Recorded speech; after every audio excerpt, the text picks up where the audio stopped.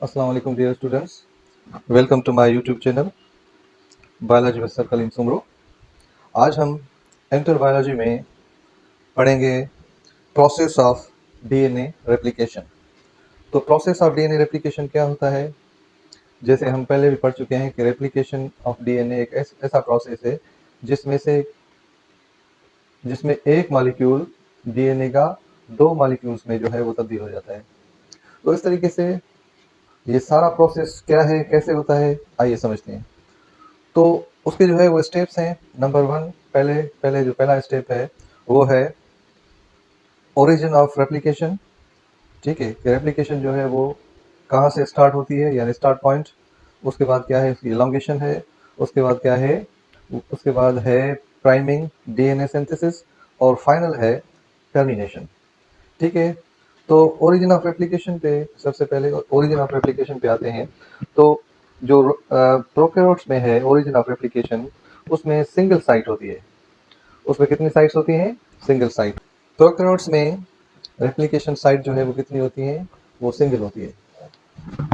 जबकि यूकैरियोट्स में जो रेप्लिकेशन साइट्स होती हैं वो मेनी होती हैं, मल्टीपल होती है, यानी 100 to 1000 जो है वो साइट्स होती हैं।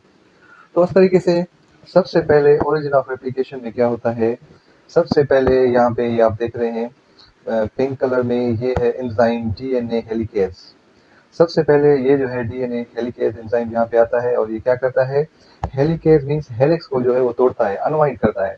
अनवाइंड में वो क्या करेगा, ब्रेक डीएनए, यानी ब्रेक हाइड्रोजन बॉन्डिंग। डीएनए के अंदर जो हाइड्रोजन बॉन्डिंग होगी उसको जो है वो क्या करेगा, ब्रेकअप करेगा। ठीक है, ये जब उसको ब्रेकअप करेगा तो उसके साथ साथ एक और एंजाइम आपको नजर आ रहा है, ये है DNA gyrase.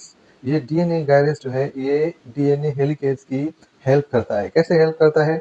It reduce tension during unwinding process. जब ये अनवाइंड करता है, अनवाइंड होने के बाद इस पे एक टेंशन जो है वो पैदा हो जाता है। इस टेंशन को स्टेबल करने के लिए ये जो है गायरेज जो है वो वर्क करता है।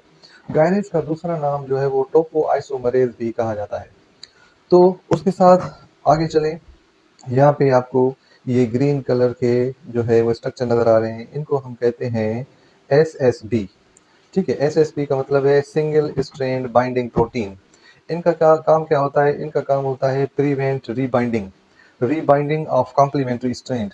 ये जो स्ट्रैंड हैं दो, ये जो दो स्ट्रैंड बन गए हैं, ये दोनों स्ट्रैंड जब खुले हैं, खुलने के बाद ये चांस होता है कि ये स्ट्रैंड दोनों मिल जाएं।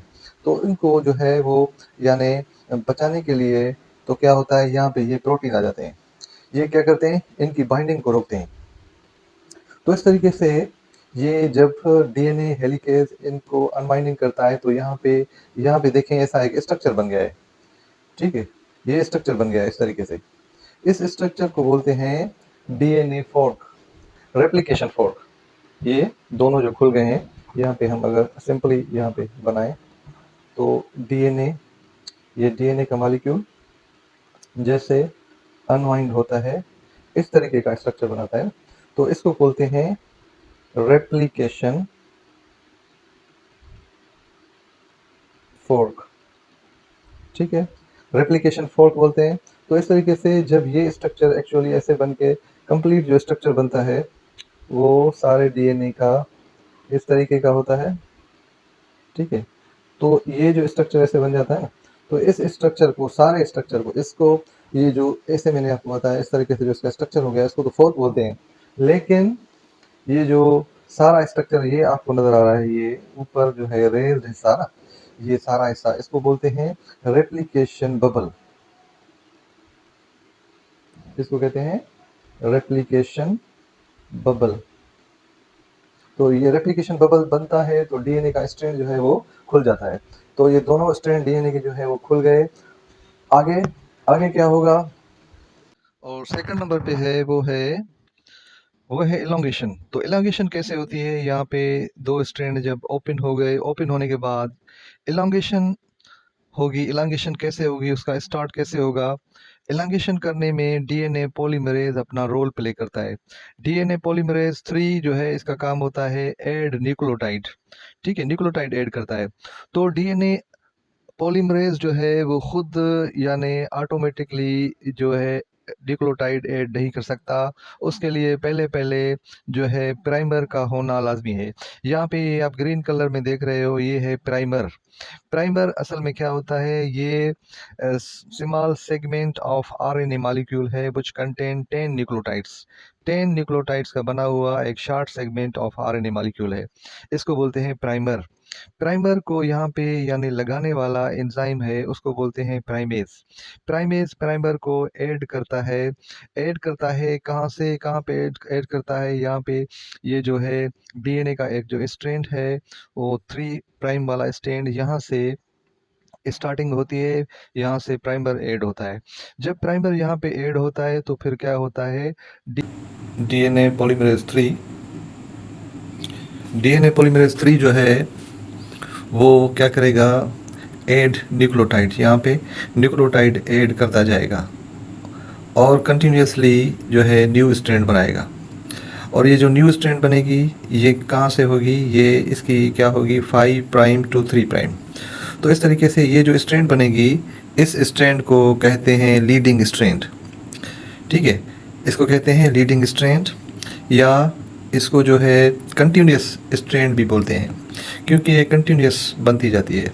इसके लिए सिर्फ एक प्राइमर की ज़रूरत होती है।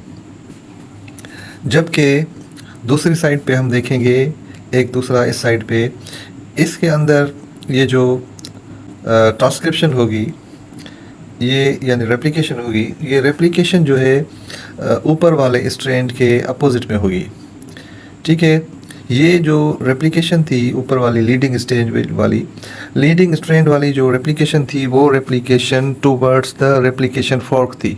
रेप्लिकेशन फॉर्क की तरफ जो है ये मूवमेंट है स्ट्रैंड की। जबकि ये रेप्लिकेशन जो होगी, ये replication away from the replication fork होगी।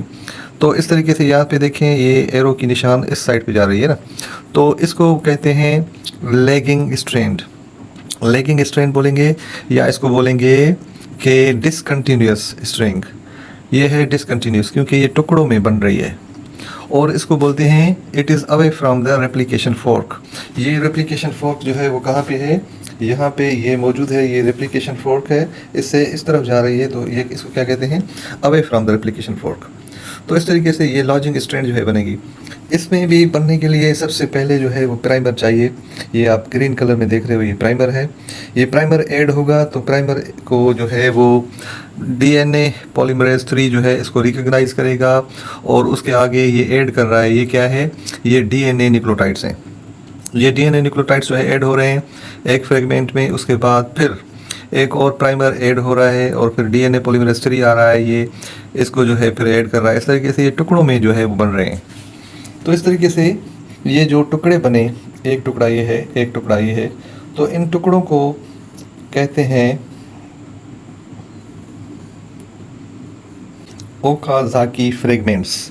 इन टुकड़ों को कहते हैं ओकाज़ाकी फ्रेगमेंट्स। ओकाज़ाकी एक साइंटिस्ट था जिसने ये चीज़ जो है वो, उसका नाम जो है इस पर रखा गया है।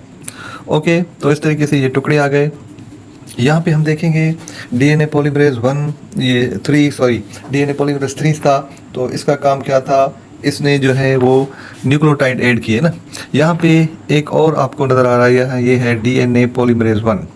तो डीएनए पॉलीमरेज 1 को अगर देख लें तो इसका काम क्या है, इसका काम ये है कि ये जो प्राइमर यहाँ पे ऐड हैं, इन प्राइमर्स को क्या करता है, रिमूव करता है।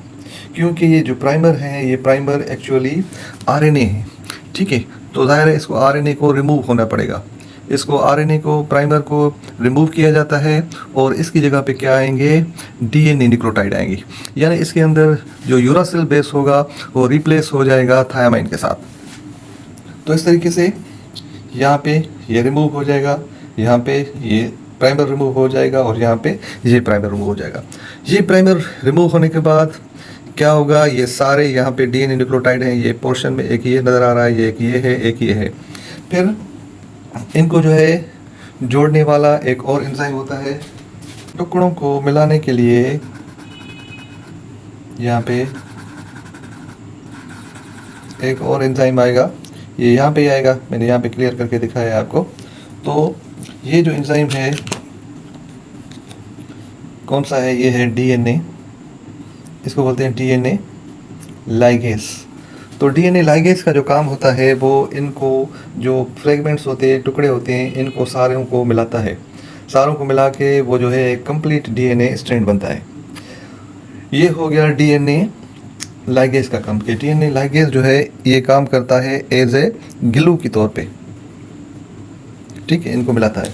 तो ये डीएनए पॉलीमरेज 1 हो गया, डीएनए पॉलीमरेज 3 हो गया। उसके बाद यहाँ पे है एक और है डीएनए पॉलीमरेज 2। तो डीएनए पॉलीमरेज 2 का जो काम होता है वो होता है प्रूफ रीडिंग, ठीक है, कि डीएनए रेप्लिकेशन के दौरान जो मिस्टेक्स होती हैं डीएनए पॉलीमरेज 2 उन मिस्टेक्स को जो है वो सही करता है। तो इस तरीके से ये प्रोसेस जो है वो मुकम्मल हो जाता है। आइए इसका कोई ओवरव्यू लेते हैं। यहाँ पे देखें, पहले सबसे पहले जो है क्या हुआ, ओरिजिन ऑफ रेप्लिकेशन हमने पढ़ा कि ये कहाँ पे होती है। प्रोकैरियोट्स में सिंगल साइट होती है, यूकैरियोट्स में जो है वो 100 से 1000 जो है वो साइट्स होती हैं।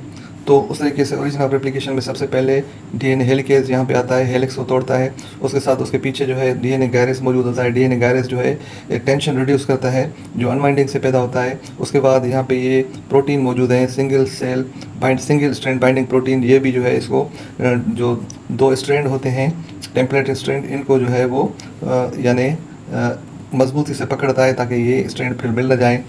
तो इस तरीके से फिर होती है आगे चल के नेक्स्ट स्टेप जो है, और नेक्स्ट स्टेप है हमारा इलॉन्गेशन। इलॉन्गेशन में क्या होता है, यहाँ पे देखें, यहाँ पे कॉम्प्लीमेंट्री जो न्यू स्ट्रैंड है वो बनता जाएगा, यहाँ पे बनता जाएगा इस तरीके से, ठीक है। तो उसमें क्या होती है, 3rd नंबर पे आप देखें प्राइमिंग है, प्राइमिंग डीएनए सिंथेसिस। तो डीएनए इलॉन्गेशन के लिए ज़रूरी होता है प्राइमर का ऐड होना। यहाँ पे प्राइमर ऐड होता है, प्राइमर को ऐड करने के लिए प्राइमेज एंजाइम होता है। यहाँ पे प्राइमर ऐड जैसे होगा फिर डीएनए पॉलीमरेज 3 यहाँ पे आएगा, प्राइमर को देख के यहाँ पे अटैच होगा और वो जो है यहाँ पे न्यूक्लियोटाइड्स जो है वो ऐड करता जाएगा।